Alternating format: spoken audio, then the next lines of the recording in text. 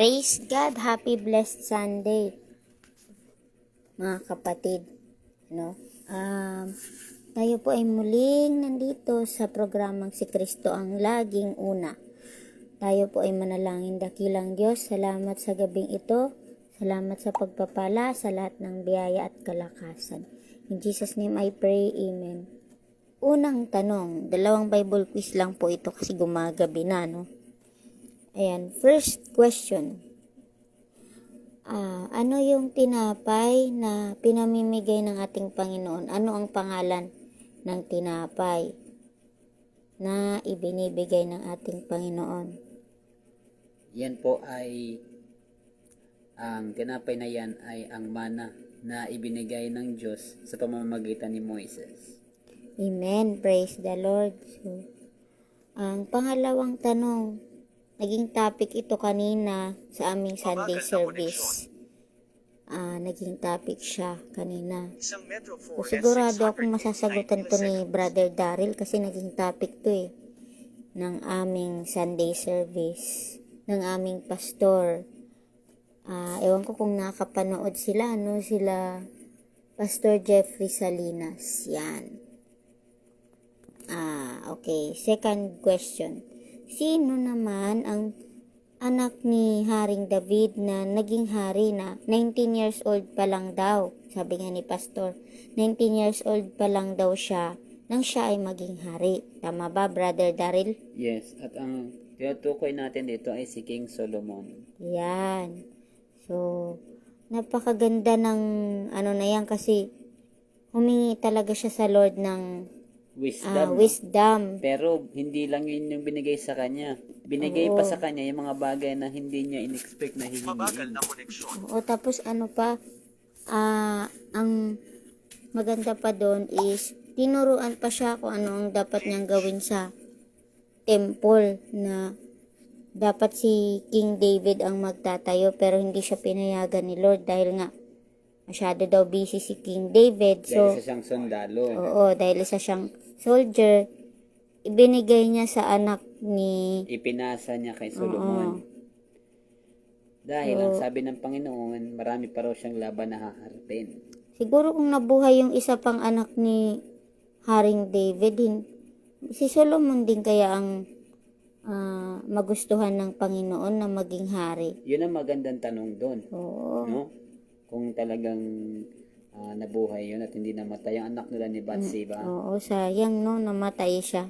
Baka, pero ang naiisip ko lang, parang mabagal na koneksyon.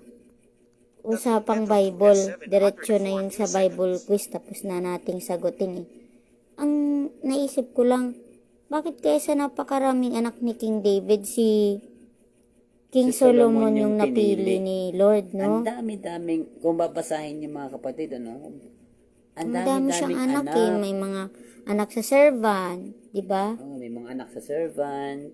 Tapos, nagbabalak din. Ang unang nagbalak na maging hari, si Adonias. Oo. Naririnig ko yun sa mga kwentong pang mahal na araw. Pero ang nangyari kasi doon is, parang sabotahe kasi nangyari doon Oo, so usapang Bible lang, Sabotage kasi nangyari doon. Parang wala silang kaalam-alam na si Adonias, inappoint niya yung sarili niya as king. So ngayon lang tayo nag-Bible sharing. Kasi napaisip lang ako. Napakadami ng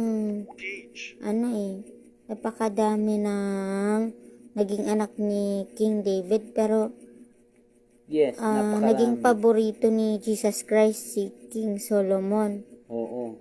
Si Lord lang ang nakakaalam bakit siya yung pinili na king. Pero ang ganda din Ang ganda din ng ginawa ni Solomon, yung sa binanggit ng ating pastor kanina na sa 1 Kings chapter 3 hanggang doon sa chapter 10. Chapter 10 muna yata ang nauna doon. Yung tungkol doon sa bata na hahatiin sana. Chapter 3. Oo. Tapos, tapos hindi natuloy ang paghati dahil nga sa... Kumbaga, natuklasan na ni King Solomon kung sino na yung sino tunay na nanay. Kasi yung isang Mabagal nanay na napaka-selfish eh. Oo. Wala siyang Ang ibang Metro inisip 5S kung hindi ang 90 sarili lang niya eh. Kaya nga. Kaya, ayun, dahil kay King Solomon, napahaba tayo, no? Oo. Sa mga kapanood nito, no, i-like nyo to, i-share nyo to para mapanood din ng iba. Although nakapublic naman siya, pero mas maraming share, mas maraming viewers, May mas maraming notification mababahagi para ng salita i-access ng ito. ating Panginoon. Mag-swipe So, pababa gamit balik ang tayo dun apat sa na daliri. question, ay sa topic.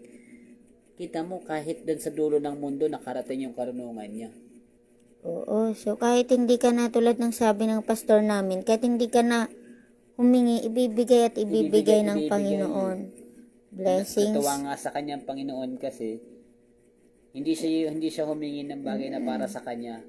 Ang hinihiling niya para talaga sa Lord. Kasi nga ang inihiling niya lang is bigyan siya ng wisdom para maharap niya yung napakalaking bayan ng Diyos na iniatang sa kanya. Kasi at the age of 90, mga kapatid, Nag-ano pa yan eh.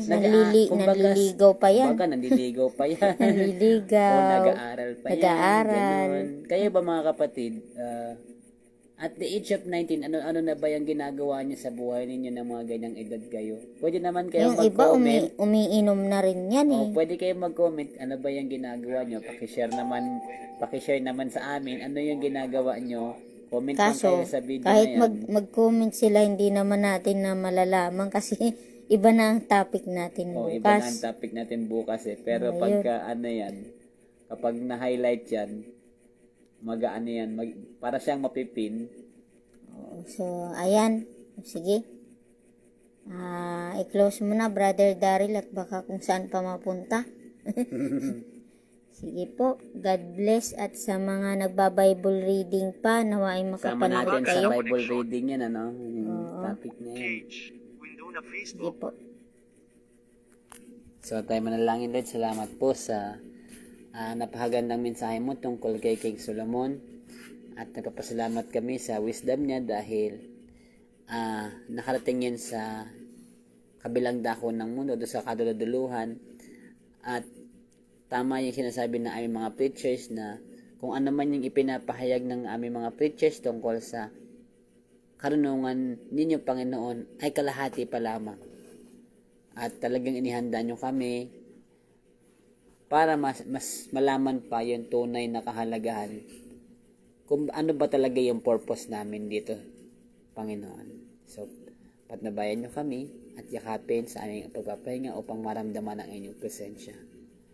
Ikaw na lang pong bahala sa aming lahat sa mga bagay na hindi namin nabanggit sa pangalan ni Jesus.